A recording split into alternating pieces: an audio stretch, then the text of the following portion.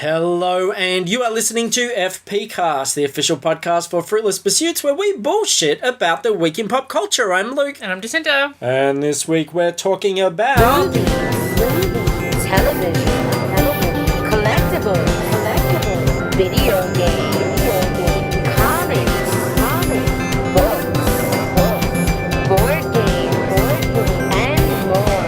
Rock and roll! protracted, awkward silences. Cutaway scenes, 2 reactions. So wacky, David Brent. Yes, we saw David Brent, Life on the Road. today. Which is kind of confusing because the whole production thing about it is called Life on the Road Productions, but it's shortened to LOTR, which is also acronym for Lord of the Rings. And so every time I would see that, I'd get very fucking confused and go, how can he do that? Is there some sort of copyright on that? Although I am getting on in years, I'm very in touch with the modern generations. Generations Z. You better be careful about that. The police are cracking down on that Not sort that of thing. kind of touch. Well, I haven't been in my van for a very long time. But Generation Z, Z1, Z2, Xenos, yeah. Z2A, Yep. all those. And I can't remember the joke I was trying to make. That you're in touch with the youth. Oh, no, that I also, when I see LOTR, I think of laughing on the roof. Oh, of course. Yeah. How silly of me. Because how many times have we texted each other and you say something just hilarious and I'm All the time. laughing on the roof? Yeah. Which is kind of like, when they say Dad's going to hit the roof when he gets home and finds this mess. And also laughing on the rolling on the floor. Laughing my ass off. Yes. It's kind of those two things. I'm laughing. I think it's funny, but I'm also a little bit angry because it's so edgy. So I'm laughing on the roof. Yeah. So I have very vivid memories from back when the internet was in very much its infancy. when it was invented, when it was a baby. Yeah, when it was a baby and It needed changing all the messaging time. systems, like where you could talk to your friends, was a very new thing. And I have very, very vivid memories of an episode of Party of Five where they took about 5 minutes out of the show to kind of talk about it and explain some acronyms, what LOL and RO, blah, blah, blah, blah, laughing my ass off, whatever. Hang on, Jennifer Love Hewitt was doing it, yeah. Party of Five. Yes. So I think of that as POF. Yes. Starring JLH. Yes. Oh, yeah, I know what you're talking about now. Well, secondary character, but yes, sure.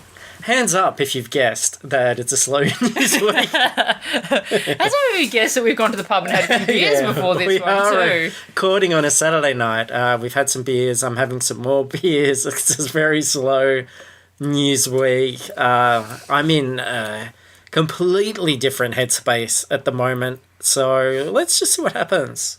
I think isn't that the motto every week? Yeah, look, and we saw David Brent, which is about awkward silences and sort of So look, if we depressing look at people who had dreamt big and failed. So consider this an homage to David Brent. Yeah. People who performed to 16 people. Yeah. Who had big, lofty aspirations. God, that makes that movie even sadder. Never quite pulled them off. Yeah. And went back to their day jobs. Yeah. Well, never left the day jobs, to be fair. That's true. Yeah. So... That's where we differ from David Brent. He did get leave without pay, though, to be fair. So... 2.5 weeks leave without pay, Yeah. Yeah. Do that. To do our podcast tour where we play to... Where would we... what sort of venues do you reckon we could do live FP cast?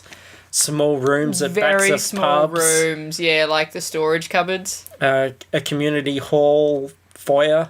Yes, yeah, just a little entrance bit where they take the tickets, yeah. Yeah, something like that. Yeah. Well, we don't need much, do we? I mean, here we are. We're at a small corner of a table. We're sharing a microphone. We don't have headphones. No. We're just winging it. We are. News. There was a little bit of news. Well... There wasn't much news. Not really, Let's just riff on some things. Yeah, so Tell me about this whole Thor 3 Ragnarok yeah, so business. Australia loves it when important outside world things happen here. And so for the last week, Thor Ragnarok has been filming in the Brisbane CBD. Now, let's just make this clear, because we do have a lot of overseas listeners who will be, whether you're American or UK, I've heard UK people do this as well, you will want to say Brisbane, because that's how it's fucking spelt. Mm-hmm. But we here don't say Brisbane, No. which is how it is spelt. Yes. We say Brisbane. Brisbane, same as Brisbane. we say Melbourne. So imagine that the end of Melbourne is spelled B-I-N, and that's how you pronounce it. So Brisbane, spelt Brisbane, pronounced Brizbin. Yeah, Brisbane. mate. Mate? Yep. Cobber? So up in Brisbane, where's Hemsworth from? Is he from Perth? No. For a long time I thought that his family was from Adelaide, but I'm pretty sure they're actually from Sydney. Okay. Yeah. So anyway, still, he can claim the whole country as his Well, own. of course he bloody can. So what a great host. He's there. He's saying, Taika Waititi. Yeah. He's in Kui distance Yep. over in New Zealand. The East Island. Yeah. Yeah. Come on over, you bugger. Yep. And let's get old Hiddleston over. Even Anthony Hopkins, I think, hopped over. Yeah. And it's like they're shooting in Brisbane, and I imagine that Hemsworth is being the consummate host. Absolutely, yes. Yeah. So they'd been filming everything else up on the Gold Coast, and they moved down to Brisbane for this filming. So they transformed the CBD into New York somehow. The pictures I believe saw, yeah. Brisbane is up from the Gold Coast. Is it? Yeah, because I've gone to the Gold Coast, but I didn't travel as far as Brisbane. Okay. Yeah. I've been to Brisbane. Okay. Anyway, there goes our geography. They're kind of around an area in Queensland. Okay, they're in Queensland. So they transformed. It's the capital city of Queensland. Brisbane. Yes. Yeah. Yes. Yeah. So they transformed Brisbane CBD into New York. The pictures I saw, they just put some American flags around, which is fine. Yeah. Like, that's good enough. Some bald eagles. Yeah. Some bears rummaging through picnic baskets. Yeah, for sure. They got these bronze surfers and covered them up with 10-gallon hats. Uh-huh. Gave them lassos. Yep. Everybody got an assault rifle. Just so I did see those pictures. they felt yeah. safe. Yeah. A very cute picture of a little baby in a pram with an AK-47. Uh-huh. Loved that. Yeah. And he was wearing a little... There's a little baby-sized AK-47. Yeah, and a little baby-sized 10-gallon hat. Sort of a 3-gallon hat. Yeah. Yeah, big smile on his face. Yeah. Absolutely fantastic. Yeah. And he was actually murdering a brown baby in his pram. Edgy. So they've been having a lot of, I don't know if this is a Taika thing or just because they're accepting that everyone around this these couple of days shooting in Brisbane are going to be filming everything anyway. But they've been pretty kind of free and loose with the social media. Like, Chris Hemsworth had been posting quite a bit of stuff. Taika had been posting some stuff. Tom Hiddleston signed up to Instagram to post some stuff. So that was actually pretty cool. How much he loves Taylor Swift. Actually, no. Funnily enough. Does he still love TA? TS? I'm pretty sure he loves TA. TA. TS is TA. But no, it's been kind of silent on that front, funnily enough. I'm sure it'll all come out again once he has another movie to promote. Did they get married? I thought they were going to get married. I thought he was going to pop the question. Well, probably, but they probably have to wait until all the magazines are free to come and attend. Yeah. Okay, well... Yeah. This is interesting. This is just speculation on my part. But do you remember... I first talked about Taika's Thor Instagram presence when... I'm burping a lot because I'm drinking beer. When they... started shooting. Yes. And if people remember this fantastic anecdote on a previous FPcast, they're all there on iTunes or on our site. You can go and listen to it again if you want. But you can refresh me because I don't remember it. Okay, well, basically the first thing he posted was saying, oh, look at all the people that turned up to support me on my first day of shooting. Hashtag blessed, etc. Wasn't the actors. It wasn't all friendly stuff. It was a whole... army of deck chairs which were executive producer, etc. And that struck me as here's Taika, this guy that has done all of these New Zealand indie films, someone with a great sense of humour, What We Do in the Shadows, all those wonderful things. and is used to, really Freedom, working with yeah. actors, having freedom, who suddenly turned up for first day of shooting and had a someone's- whole bunch of suits. Clipped a lasso on his nuts and gone, let's go, boyo. Sitting there going, we're going to watch you very carefully because there's a lot of money here. And this change, so I thought he was being a bit sort of snarky about it, being a bit like, when he said blessed, hashtag blessed, I thought that hashtag was almost a little sarcastic face. Because it was like, oh, these guys don't trust me. But now I think he's definitely earned their trust. And we've seen him in person. We've been in the room. At the We back, have been back of the hashtag room. blessed by being in the presence of Tiger. Yeah. And he's a very charismatic guy. He's a very sharp guy, very funny guy, and he does great work. And I feel like they've been seduced by this set experience. We were seduced after 15 minutes in Yeah. a room with him. So And- imagine weeks. Yes. Yeah. Yes. Yeah. But what colour wallpaper for the baby's room? That's the question. Absolutely. So obviously now he's getting that freedom, and I think that's just fantastic. That's a fantastic story. This has gone from, considering Thor 2 is one of my top 5 disappointing Marvel movies. Even I didn't like that one. Yeah. I think that this is just in such great hands. Everything we're seeing is just fantastic. Yeah. The other thing, the other elephant in the room is Tom Hiddleston. Because we saw High Rise a couple of weeks ago. Yes. We reviewed it. And I'm looking at this guy in High Rise, and I don't think he's the standout character in High Rise by any means, but that's not what his character's intended to be. It's no failing on his part. He's the straight man in a Madhouse. high rise of craziness. Yep. A dog-eat-dog metaphors. Loony bin. It's like Snowpiercer, but vertical Yes. instead of horizontal, And not moving. and not accessible Yeah. at all, and alienating. Yeah.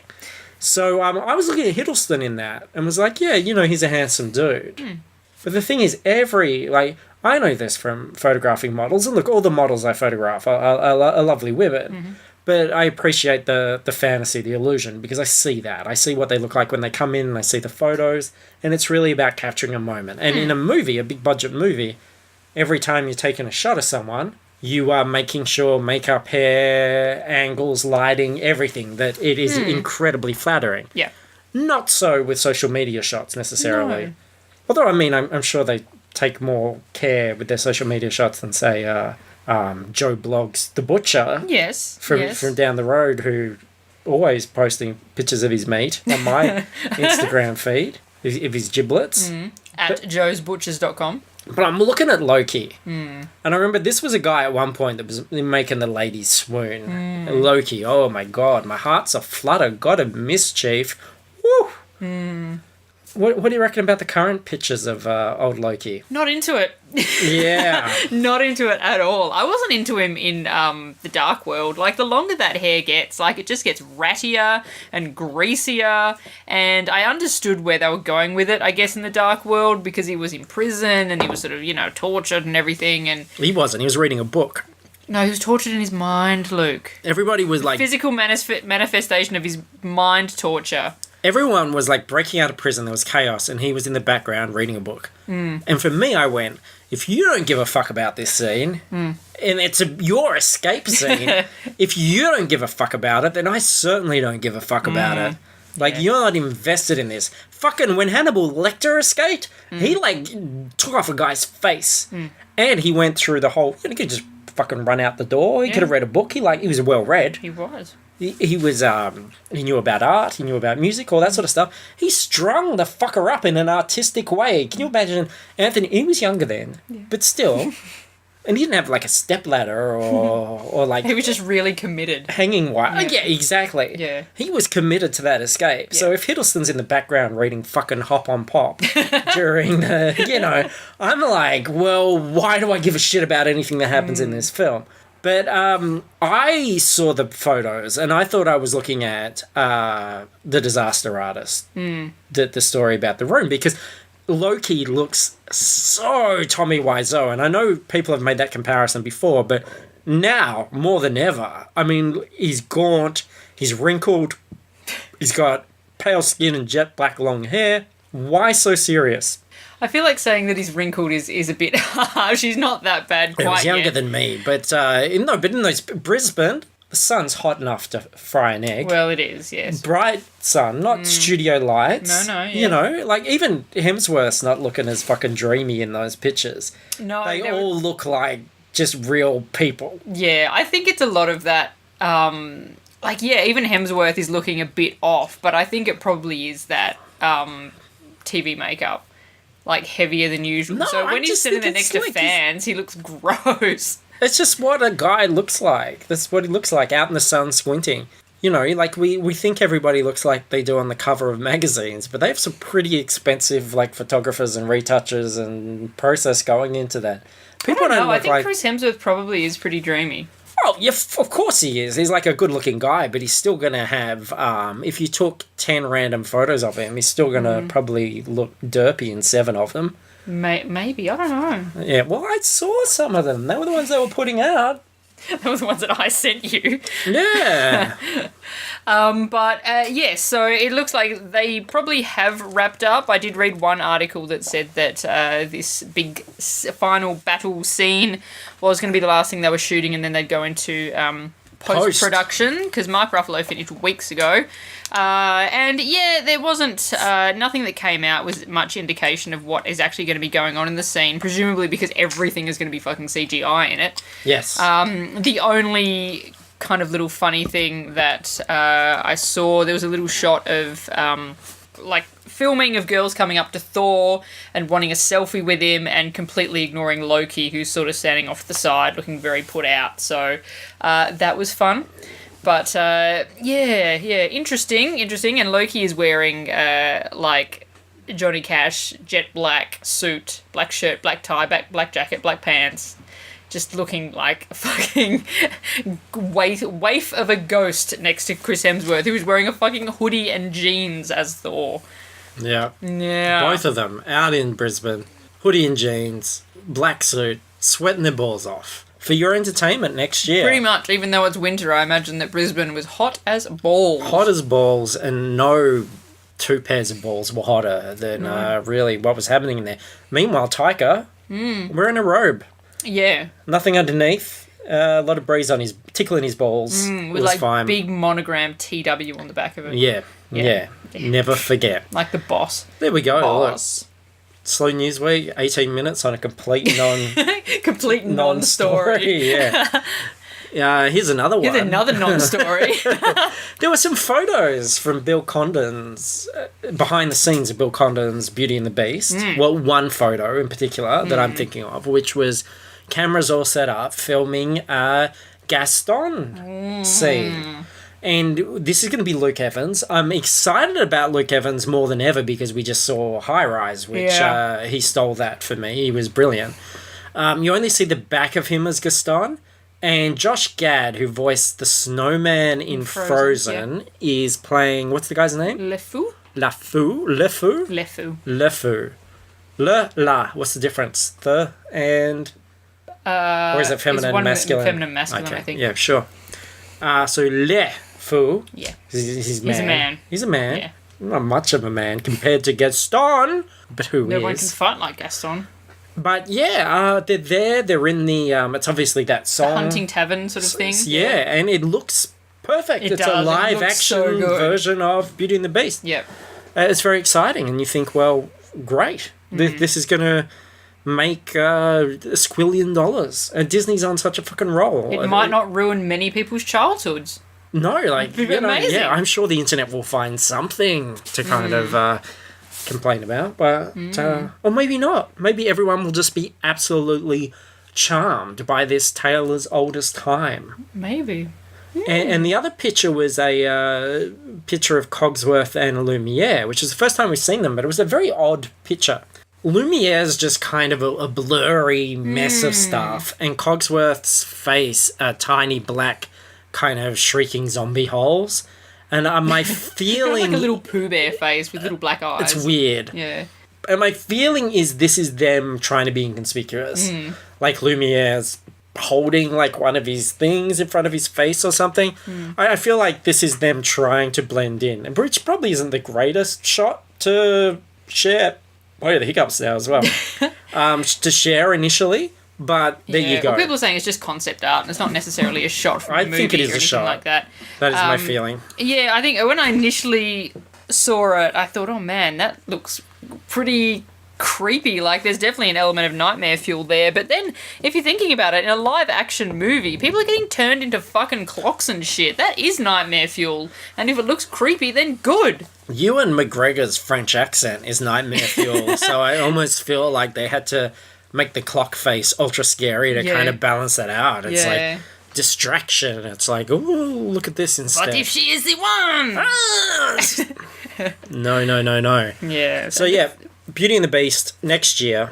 We'll be there. We will be there. The other picture that we saw today as well was a picture of Dan Stevens as the prince, which was Dan Stevens of Downton Abbey fame, if you've listened, endured endured our chats previously. Our fuck yeah Downton Abbey segment at the end of earlier episodes. Then, but I mean, he's not going to be the prince very much, is he? Well, I guess not. There probably will be that, like, the prologue-y sort of thing. They do it, I guess, in stained glass in the animated movie, but whether they do that as real life or repeat it as stained glass. But, yeah, he probably will just be the prince right at the end. But, and look, it was just a little snapshot. And as we're saying, you know, social media photos, for every good one, there's 50 bad ones. And he just happened to look a little bit ratty and stringy, but look, it's fine. It's fine. Look, he's a handsome man. Emma it'll Watson be fine. will be all over it. Like, a heart is going to melt when she, you know, because the spoiler, no spoilers really. I mean, it's Beauty and the Beast. She's going to think he's dead, and she's going to be like crying. She's going to get all wet around the face, and then he's going to turn into this like dude. And he's going to, like, be, you know, flipping around the locks. And then, it's not just going to be the face. And there's going to be that moment of, just like in the cartoon, where she's going to be like, oh, shit, you are hotter as an animal. Yeah. Yeah. You kind of, do you think that Belle was a bit yiffy? She would have to have been, though, wouldn't she? I think she was. I think that's kind of, that's kind of weird if you're kind of into that thing. Because maybe she was into that thing because it was so different. And he because was so hulky and big. And it was like, so massive forearms. So taboo. And, you know, this was a person that probably read a lot of fantasy. Maybe even wrote a fair bit of fantasy. And I think she had little animal friends, didn't she? I mean, not many Disney people didn't. I think maybe they were replaced with, you know, clocks and teacups and shit like that in this one. Yeah. Oh, her horse was her friend. Yeah. So, maybe she was into that, and then it became all a bit vanilla. And I think their relationship lasted about, 14 months. But still, tale as old as time, really, isn't it? Exactly. You know, girl getting a bit yiffy with her DeviantArt fantasies, only to have the guy take off his fursuit to reveal a sweaty stringy haired, puffy-faced fucker that kind of has a stale sweat smell about him. Little bit crusty. And it's just not the same thing. But, I think that's probably not a bad message to be sending to young girls. Yeah. Sort of make them... Because that's really the sort of thing. Sometimes it is on what's on the outside that counts, you know? Yeah, and I think, like, let's prepare them for real-world situations, because those situations... Where they're a beast on Tinder, but then they're a sweaty nerd when you actually meet them. Yeah, those situations are becoming more and more real all the time. So hats off to Disney, hats off to Bill Condon. I hope they use a condon at the end there. Trailers. Saw a couple of trailers. These are just sort of thrown in here. These aren't massive releases or anything, but Rings is a sequel to the Rings, the Ring and its sequels. And we're not talking about the original Japanese Ring. Well, though we are talking about that story, but we're talking about the Western remakes. And now there's another one called Rings. And the reason I thought it was just interesting is because you forget that, you know, I think of Ring as not being that long ago, but it was about a videotape. It was about a videotape. You put in the videotape, you see a long-haired, crazy, spooky ghost girl climbing out of a well. The phone rings, you pick up the phone, and it was a videotape, and then it was like a phone and a landline. Because it was the start of the 2000s, wasn't it? Yeah, so you have to That sort of pick time, up the receiver of your landline, Yes. and they're like, 7 days. And you're going to die in 7 days because you watch this thing. Which is amazing to think that, they're making a remake of that, because surely the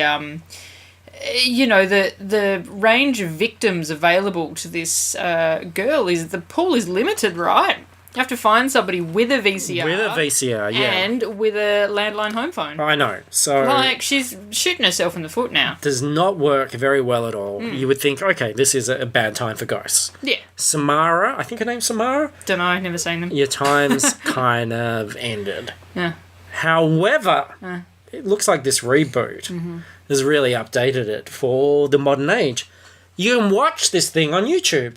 Oh, shit. Yeah. So I think that's what's happening. They're watching it on YouTube, and then you die, which is kind of like problematic to me because I didn't see it in the trailer. I might have to pause it, or I wonder if it's in the film. But you kind of think, well, how many views does this thing have? Because if it goes viral, Yeah, does she have to, like, ring could be everyone? 30 million views. Yeah. And I'm thinking of the phone Like phone bill. Who's paying for that? Yeah, and the timing of, like, what if she's in the middle of, like, ringing someone, and then she goes, like, 7, and then somebody else watches it, and she's gonna have to fucking hang up, Yeah. and then ring them? Yeah. Like, she's making so much work for herself. Why are you doing this? And I don't know if the comments are moderated.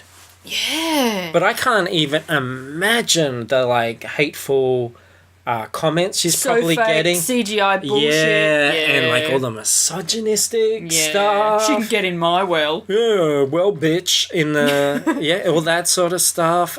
She's getting death threats. Yeah.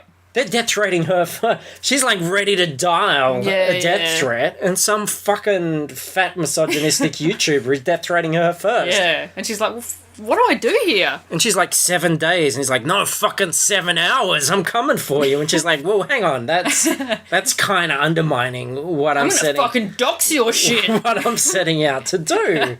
Yeah. So, I don't know if that's what the film is. That's what the third act is going to be about. Might be, yeah. Yeah, it's her sort of going, hang on, no, this is just bad. And, trying to sort of speak out against all this. But yeah, I know, I thought the trailer was interesting. I thought it had some cool ideas. Because obviously it was hip, it was LOTR, it was JHL, because it had YouTube. You could probably Skype her. She could Skype you. She could send you a text. Oh, yeah. Maybe when you watch the... Okay, look, what about this? Well, what if it instantly, when you watch the YouTube video, it sends out a group message on, like, her Instagram. Like, you automatically start following her on Instagram. Okay. And then you see the 7 days picture, and that goes out to everybody. No, because it's on YouTube, which is Google, right? And then you get, like, a Google Hangouts message that says 7 days. A Google alert. A Google alert as soon as you finish watching it. The Google Doodle changes into your face. Yeah, okay. With the Grim Reaper is the L. Yep. Your face is one of the O's. Mm-hmm. Her face is the other O. Yeah. Like, looking at you. Brr, and then the Grim Reaper is like the L. Yeah, just looming over you. Yeah. The G and the E, they're just regular because you need to know. They're just hanging out. You need to know what it says. Yeah. So, yeah, maybe that's what it is. So, I felt exciting. There's this bit where... Because it's called Rings, not Ring. Rings. And that's that trick that James Cameron did with Alien. Because you went, one ring, like one girl in a well? That's fucked up. But then you start to think, well, there's more than one well in the world. And then you think, all those wells have their own ghost girls in them. So then what happens in the trailer is the movie, the well movie, goes on the in-flight movie. So suddenly everybody's got little screens at the back of their seats. They're all watching it. And then the plane gets taken over by, like, the ghost girl. So that looks pretty cool. So I'm sure I'll watch that on the internet at some point after its release. Yeah, you were playing this while I was sitting in the room, but I don't like scary movies, so I was playing a game on my phone and just You looked away. looking up every 2 seconds and going, oh, no. I thought it was intriguing. And the other thing, and then this caused a bit of talk on our Facebook page, was the Guardians trailer. Now, not Guardians of the Galaxy, not Guardians of, what was with the Easter Bunny and Santa, Rise of the Guardians. Rise of the Guardians. None of that shit. This is a Russian superhero movie. Guardians of Russia. Kind of looks like a little bit of X-Men, a little bit of Avengers. And it's about a Russian superhero team who come together and fuck shit up. And like there was a dude who had these big curved blades. Mm-hmm. And there was cool. A guy, like a big, strong, blonde guy who turned into a bear. Yeah. And then he got a costume which had a big backpack with a minigun. And then it was a bear spraying stuff everywhere. I thought it looked really cool. But then the thing was, like, it's easy for us our instinct to go, that looks dumb. That's silly. But it's no sillier than any Western superhero thing. I mean, like, the budget, obviously, is a Russian budget. Yeah, like it's quite a bit less polished. It's a little bit shifty. But doesn't that just go to show how successful like marketing and branding is? Because taken by themselves, like Spider-Man or Thor or whatever, it's just as silly, if not sillier. But we're so used to them that we go, yeah, no, that's fine. That makes sense. I'll watch a Spider-Man movie, but I'm not going to watch the bear with the gun movie. But why not? It's all the same. Like, if they were Marvel characters, you'd be excited. It's like being excited to see Quicksilver. Well, it's a guy with silver hair who runs really fast. Yeah. Is that more exciting than the bear with the minigun? Absolutely not. Not really. No. So, or the guy even with the curved blades. So, that might be one to keep an eye out on. So, if that comes out and we have forgotten that we talked about this, message us and we'll watch it and we'll tell you what we thought. Because, we can't imagine that it'll probably get a cinema release here. I doubt that very much. So, yeah, if you find a source for it too, that would be helpful to send us. I reckon, when it comes out, it's next year though. So that puts a lot of hype for a movie that's not like a massive movie. So it must be massive for Russia. About the marketing stuff for that Trolls movie. Like, all that song and the Justin Timberlake song and the marketing and stuff has been, like, that was out when, like, Eurovision was on. That was months ago. Yeah. And the movie's not coming out until December or some shit. Just, like, that's preloading pretty hard. Well, like, a lot of the big films do. I mean, the Marvel films tend to get a trailer pretty early. Like, I wouldn't be surprised if around about February next year we get the trailers for, Guardians 2 and all that sort of stuff. Yeah, but they're things that people like actually want to see footage of. I know, no, but those fucking terrible like DreamWorks-y kind of animated films always just make a shit ton of money. Well, it's coming out in school holidays, I'm pretty sure. So it was just shooting fish in a barrel. So they were things that we saw. They were. Now, should we talk about this film? Because I suppose we did actually see a film. We saw David Brent live on the road. Ricky Gervais reprising his role as David Brent, last seen in The Office in 2000 and cough. And it's another pseudo documentary about him. He's a sales rep in an office which lacks the spark and fulfillment and characters of the previous office. He's no longer the boss, and he's in a changed world where people don't tolerate him and don't really rise to his sense of humour, and he takes some leave to try and fulfill his dream of being a pop star, a rock and roll star, a recording artist. And he goes on a sort of ill-fated tour. And it's a very simple story. Not a huge amount of plot. It really is a character study. And rather than sort of like fast and furious jokes, it is about awkward silences and sort of depression and self-worth and alienation and isolation and mental health and all sorts of things. And it's quite sweet and moving at times. It's never hilarious, and it's often very awkward and repetitive. What was your take? Look, I don't know if I've said it on the podcast before, but I've definitely said it to you that I do struggle with David Brent a bit. I know that awkwardness and that uneasiness is part of the character, but it's just not an enjoyable kind of thing to watch for me, which is why I've always enjoyed the US Office more, which I know is blasphemy. That is blasphemy. But I kind of prefer Steve Carell. But I was going to this expecting to have my mind changed, willing to have my mind changed. I had enjoyed those trailers. They did make me laugh. But I think at the end of the day, an hour and a half or 2 hours or whatever it was with David Brent was a little bit too long without the break. Because the appeal of The Office is that you do have the break. Yeah. You know, you do spend a bit of time with those other characters and David is a bit of a garnish. But when David is the whole meal, it was a bit much for me. So I didn't love it. I have far more tolerance for him. I really love the character, but I do agree very much with what you're saying. That this is really a one-character movie. He's not living in a world which is sort of as insane as he is. And, that is problematic for the film because a lot of it, you could make a super cut of edits of people just reacting to him. Like rolling their eyes, being unimpressed with him, being embarrassed by him, being uncomfortable with him.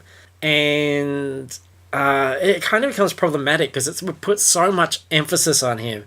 And you get it too quickly. You go, but I understand that he makes people uncomfortable. I understand that his performance is pleasing no one else but him, that it's a vanity project. But that's not fulfilling just to see everybody rolling their eyes. Whereas it starts feeling really it starts feeling very mean-spirited, and I guess half of that is that it does start to paint David as a bit of a sad character as opposed to being a kind of a very self-assured, self-involved character, and that gets a bit it's a bit of a downer.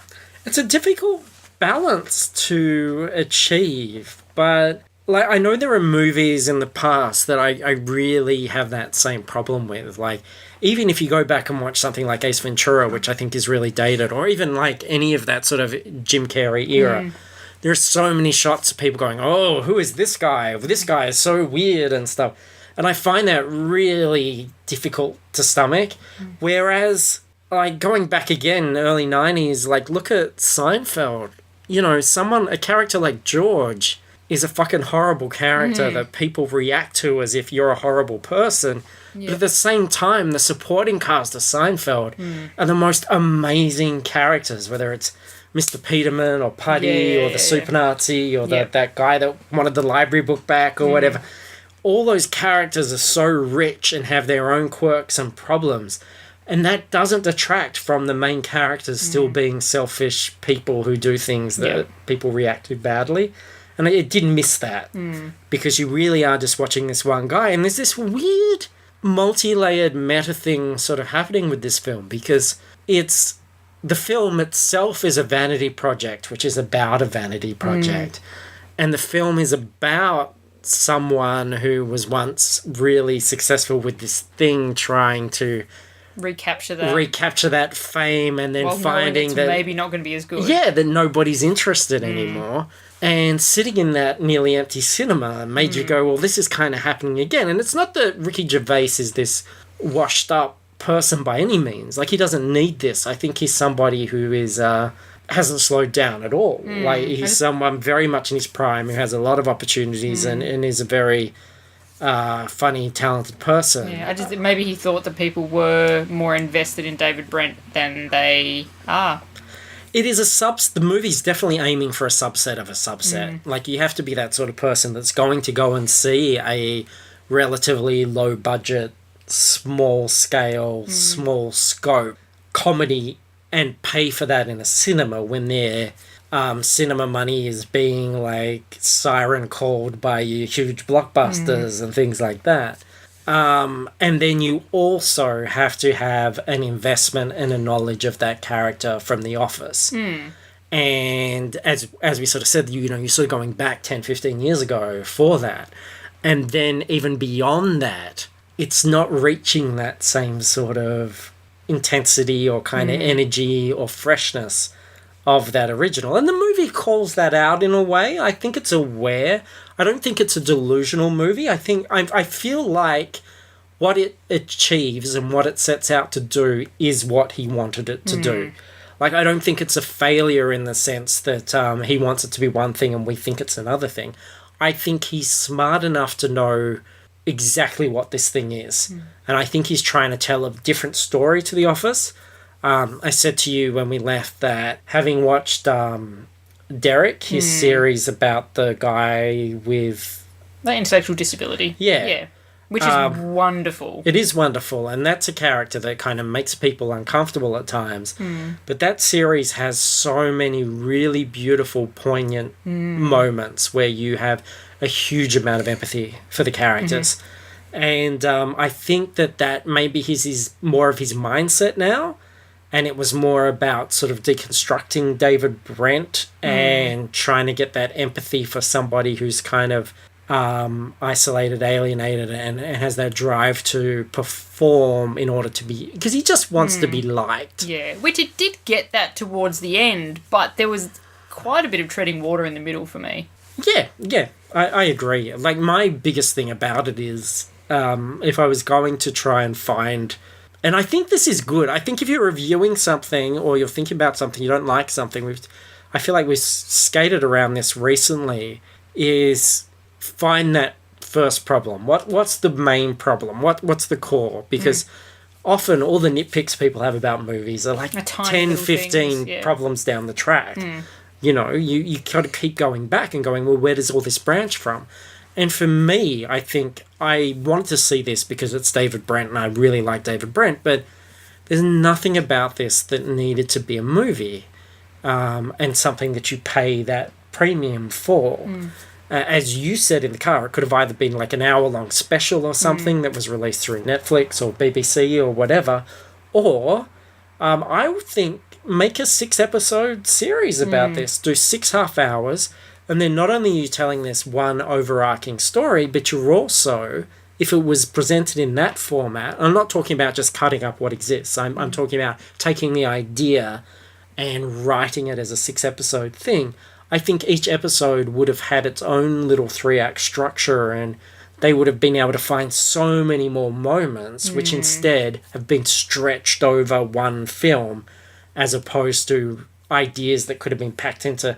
because I think a lot of the ideas there, you could have explored all of those by episode 2. So where do you go from there? Then you could expand, and... so I just feel like I was entertained. I'd probably give it like a 3 out of 5. But I certainly wouldn't recommend that people rush and spend their cinema money to go and see this. This is one of those things you watch on Netflix or something on a sort of quiet afternoon. It really is an extended TV episode. Yeah. I'd probably go 2.5, to be honest. I liked it enough. I didn't love it, but there were some genuinely really lovely moments in this movie that I did love, but overall it wasn't fantastic for me. And I couldn't help but compare it to another movie which we've referred to. I don't think we ever reviewed on the show. I don't think so, because it hasn't been officially released here. Which is Popstar Never Stop. Never Stopping. Never Stopping, the Lonely Island film starring Andy Samberg, which is another sort of faux music documentary. And it's not a perfect film by any means. In fact, I was kind of disappointed when I first saw it, but it was one of those things that the more I thought about what had happened in it, I was like, oh, that was really funny, or, there was that moment. But the thing about that is both of these movies are full of songs. And full of sort of comedy novelty songs, but Popstar Never Stop, Never Stopping. And look, the soundtrack is available on Spotify. You can definitely listen to that. Has some amazingly funny, well-produced songs. That go and listen to She Wanted to Fuck Me Like the US Government Fucked Bin Laden song, which is just amazing. And there's one with like Emma Stone on it, and that sort of justified its presence as a movie through spectacle, and the way that those songs were staged and the way it was all shown was really great. And then we're talking about these sort of cultural differences. I feel like my criticisms with that film are very American, in the sense that it's loud, obnoxious, and it just pushes so much at you, and it doesn't always work, and it just feels like this sort of like kid in his high chair, like smashing a spoon, clamoring for attention. But then the Ricky Gervais, David Brent movie goes in the opposite direction, where it just doesn't do enough. It's just very reined in. Yeah, it's reined in. It's almost too British, too stuffy, too sort of polite, and underplayed. Yeah, because I'd read the song titles on Spotify or iTunes or somewhere like that, and going off the song titles, I had high hopes, because the sort of I guess issues and whatnot that were being tackled there, I thought that it was just going to be very funny but awkward and borderline quite offensive, and they just they weren't that funny. Yeah, they really weren't actually funny songs. And that's probably my last point on this as well, and this ties into our discussion last week about Sausage Party. This idea of, like, when you're watching this David Brent film, and he's it's not that he's racist, they say this in the movie, it's more that he's just clueless, but there is racial humour or stuff about handicapped people and things like that, where you kind of awkwardly laugh at how clearly inappropriate he is. But at the same time, in that post-internet world, that stuff's never going to have any real impact. And Sausage Party was the same for me. It was like, 2016 is not the time to go, look, it's a cartoon, but everybody is saying fuck all the time, and they're having sex scenes and stuff, because anything you can think of is accessible. And, you know, things like podcasts and internet cartoons and all that sort of stuff doesn't have the same limitations. It's not restricted in that same way, that the stakes aren't as high, and people do all sorts of crazy things. And it's very difficult for a movie which has to rein itself in to a degree, just from a purely economic standpoint, to compete with that. So I feel like it's almost impossible for a movie to be edgy. And because you can't just be edgy, because just saying like fuck and having sex scenes or violent scenes or whatever, and I'm talking to you Deadpool, I'm talking to you Sausage Party, because that isn't enough, you have to be edgy but really clever. You have to find that twist. And I think that, like that Bin Laden song, for example, is a really great example of a very clever idea which is taken to a very funny conclusion. So it's like, you know, 15 years ago, they did the marionette sex and swearing and everything in Team America World Police, and that's a funny movie. Yeah, and like South Park, in terms of a Bigger, Longer, Uncut, in terms of an animated film that pushes those boundaries, at that time, you hadn't seen that before. You were like, oh shit, you can do this? And I feel this way about Kevin Smith, because when I watched Clerks in 1994, I'm like 18 years old, I'm straight out of uni, I'm about to start film school very soon, and it really did have a huge influence on my writing, because there was suddenly this thing where you were like, you can talk about this stuff, you can do this stuff, you can say this stuff, and I hadn't seen it before, and it was so refreshing. And now that's not enough by itself, because everybody can do it, and he's lost so much of his impact because of that. And plus, I think he's gotten lazier and lazier, and I do think, I think Clerks holds up, certainly not filmmaking-wise, but it never did. But sort of script-wise, I think it's a clever script, it's an interesting script, I'd still enjoy that film. It's not just a product of its time, but at the same time, the impact is.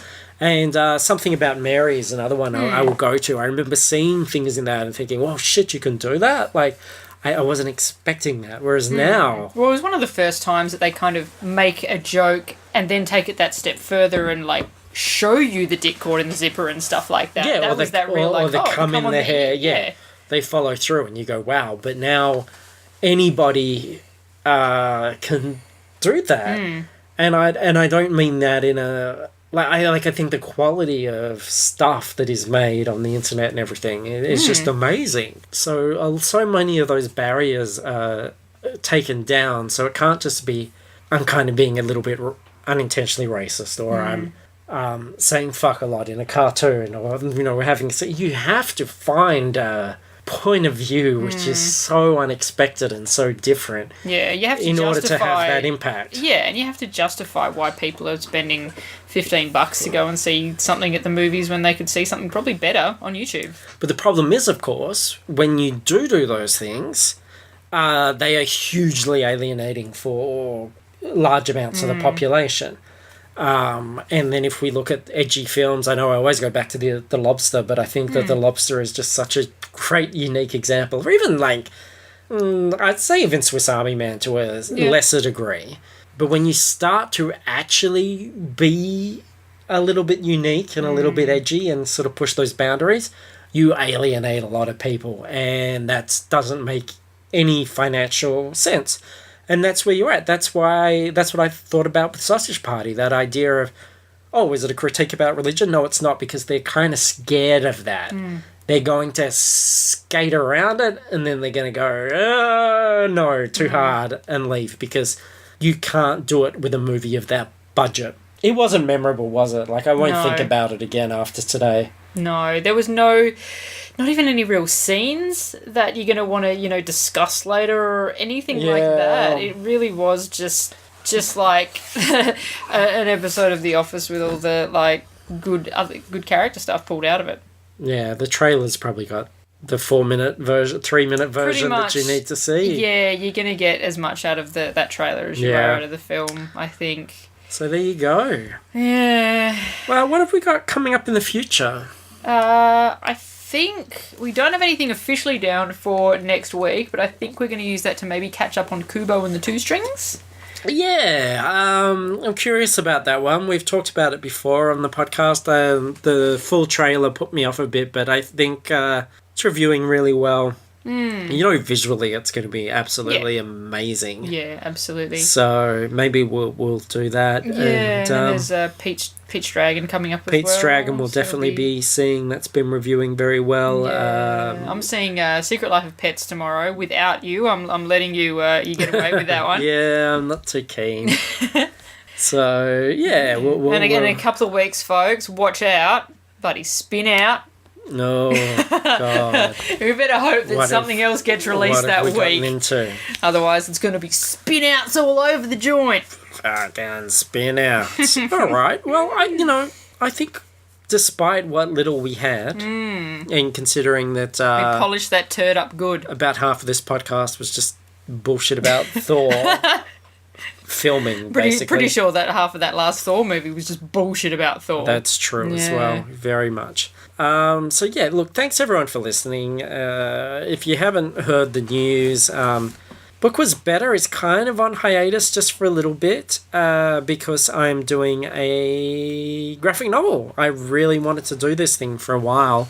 I'm drawing. I am halfway through page 10 at the time of recording, and I'm hoping to share some stuff very soon. Chapter 1 will be about 12 pages, so I think I'll package all that up and share that when I have done it. It's not to say the Book Was Better is on hiatus for a specified amount of time or anything. Some of the guest hosts have offered to read books, and if they're willing to read the books and take notes, then I'm more than happy to record the episode with them. It's just the fact that I don't have much reading time at the moment. I'm really trying to get my workflow and head around this new project. So I will share that with you. A little tidbit. It is called Fabric, is the name of my graphic novel. So there you go. Thank you to our Patreon supporters. You can always support us on there. We've got a new BWB TV episode went up last week about Robin Hood, and that was a lot of fun. Please feel free as well to discuss that on our Facebook page. Don't feel that because it's behind the paywall that you can't discuss it in public. You absolutely can. And the worst that happens is someone will read that and go, well, that sounds interesting. I might check that out as well. But Yep, that was there. So that happened because you kindly read the book, Jacinta. Yes, I did. Yes, all 12 pages of it. I know, was it just a little one? Rate reviews on iTunes, all those wonderful things. You can find all this information at fruitlesspursuits.com. That is our website. That's what the FP in FPcast stands for. Mm-hmm.